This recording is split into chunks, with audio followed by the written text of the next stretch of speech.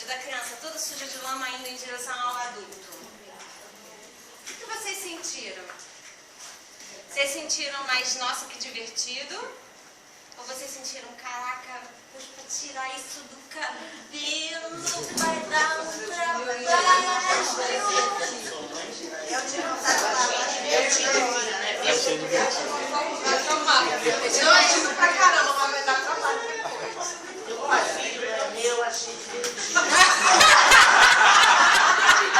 acho que a gente pode ir rodando. É? E muito bom.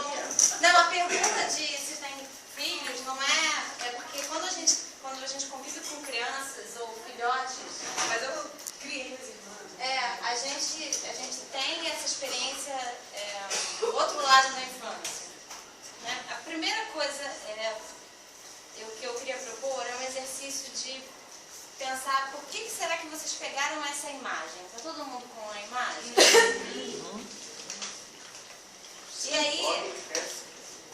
E aí a ideia, a princípio, é o seguinte, dizer, o que essa criança está dizendo para mim?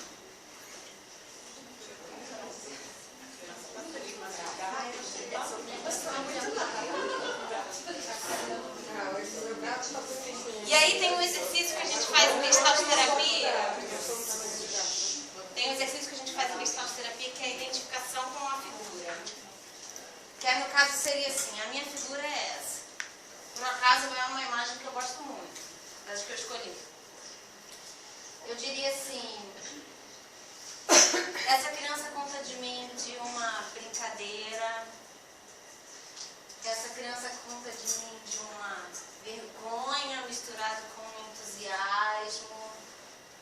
Então, vocês não precisam falar, mas eu queria que vocês fizessem essa conexão. O que essa criança conta de mim? Essa que está aí na frente de vocês. Quando você olha para ela. Essa criança sou eu. Mas a mim foi bem de Deus.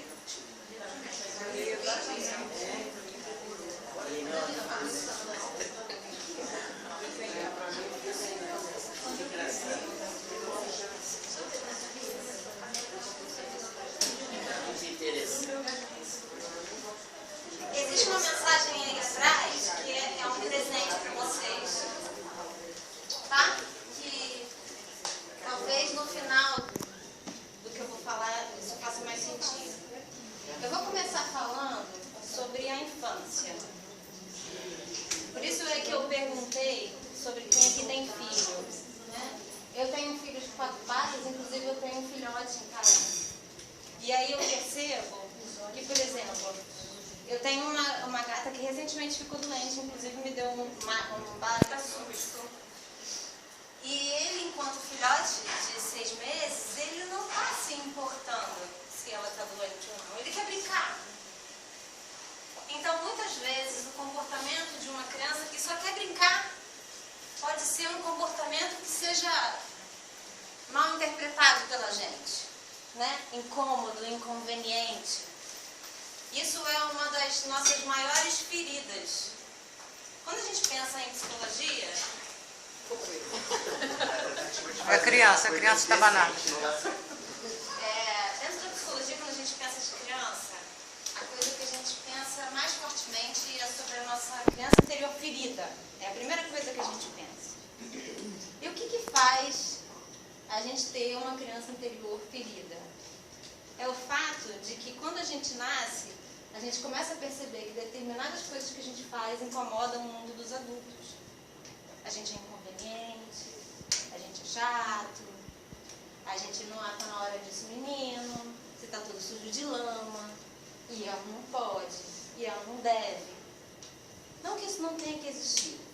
Por isso que é impossível que a gente não tenha uma criança interior ferida, porque a gente precisa se adequar às normas sociais, se encaixar dentro dos padrões. Então, a primeira coisa que a gente tem que pensar quando pensa de infância, dentro da área da psicologia, é a criança ferida. E como é que essa criança se desenvolve? Vamos lá. Primeiramente, existem 4 etapas, né? A gente é bebê, ou a gente está na primeira infância, e a gente tem simplesmente a alegria de ser. A gente mama na mãe, né? Dentro da nossa infância infância saudável, a gente mama na mãe, a gente brinca no mundo, a gente simplesmente é. A gente não tem tantas exigências. E aí, em um determinado momento, a gente começa a perceber, e caramba, mas se eu for desse jeito, minha mãe não vai gostar, vou decepcionar meu pai, não vou poder brincar assim. E a gente começa a desenvolver, primeiro de tudo, algumas birras, né? Algumas resistências. E isso fala dessa inaceitação. Eu não aceito que você não me aceite. Por que eu não posso ser assim? Por que eu não posso ser assim, ou assado, frito ou cozido? Muitas vezes, a gente paralisa nesses estados. E a gente vai vivendo a vida brigando com o mundo. Brigando com o mundo não aceita a gente. Isso é uma forma de adoecimento. A gente para pensar que a gente encarna como uma criança. É através da criança que a gente vem no mundo. É através dela que a gente pode acessar a nossa essência. Ela que traz o mais puro da gente. Quando eu li isso me deu uma sacada. Caramba, é através da criança que a gente encarna. A gente não nasce adulto. Então é através dela que a gente pode fazer o resgate da nossa essência, do mais puro que existe em nós. Independente de se a gente é lindo, belo, formoso, se a gente é aceito ou não. Acaba que a gente desenvolve máscaras para viver socialmente, para ser aceito, para fazer o que a tia quer, a creche quer, o pai quer. E aí, isso é extremamente normal e necessário. A gente precisa se encaixar. Agora, o quanto é a gente identificado com essa máscara é o que vai fazer a gente estar adoecido ou não.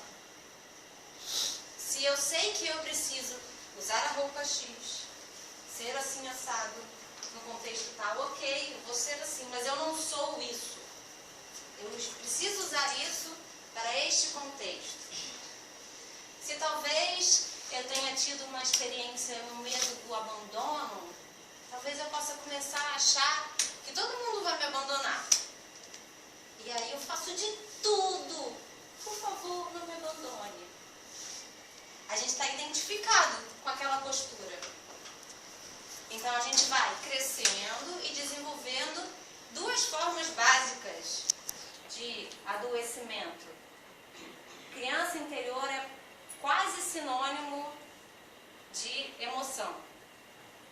O nosso corpo emocional é composto pela nossa criança interior, que enquanto a gente está aqui encarnada, fala do âmbito da criança ferida. A nossa infância tem muitas coisas boas e tem muitas dores. Por quê? Lembra? Porque a gente precisa se enquadrar, a gente precisa se podar, isso é necessário. Senão a gente não veria enquanto sociedade, a gente seria animal e viveria na selva. As duas coisas são necessárias. Então, a proposta, a princípio, vamos dizer assim, terapêutica, que o objetivo aqui é que seja terapêutico, mas que também a gente possa falar do significado da carta, é que é através da criança que a gente vai resgatar as nossas feridas. É através da criança que a gente vai curar.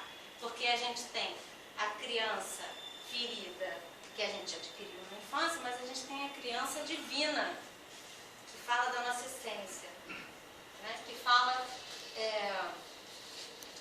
do nosso... Vou ler para ficar melhor. A criança interior, imagética, essa que diz respeito à criança que fomos, ela fala do nosso campo emocional. As nossas feridas infantis, as lembranças também das nossas brincadeiras, a nossa concepção pessoal do que é infância, do que é ser criança, a forma como a gente lida com essa energia e a forma como a gente lida com as crianças. Agora, pegando como a Cris falou, a polaridade inversa, que é a criança divina, ela fala da nossa dimensão de cura. Ela fala da nossa totalidade, da nossa essência, do nosso eu superior. O que Jung chamava dos arquétipos. Quem aqui já ouviu falar de arquétipo? O arquétipo... Às vezes você vive um arquétipo. Sim. O arquétipo, ele não é pessoal. Ele fala do mundo coletivo, do além. para além de nós.